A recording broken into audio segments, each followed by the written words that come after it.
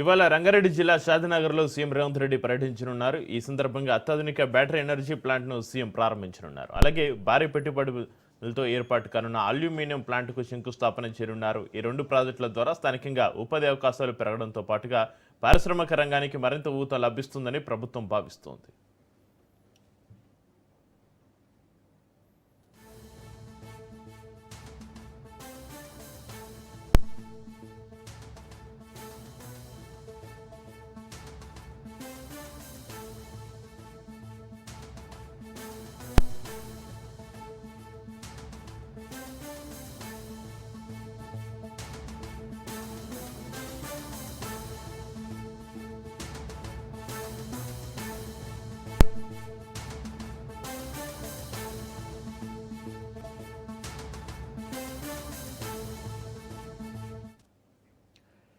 ఇవాళ రంగారెడ్డి జిల్లా షాద్నగర్లో సీఎం రేవంత్ రెడ్డి పర్యటించనున్నారు. ఈ సందర్భంగా అత్యాధునిక బ్యాటరీ ఎనర్జీ ప్లాంట్ను సీఎం ప్రారంభించనున్నారు. అలాగే భారీ పెట్టుబడులతోటి ఏర్పాటు కానున్న అల్యూమినియం ప్లాంట్కు శంకుస్థాపన చేయనున్నారు.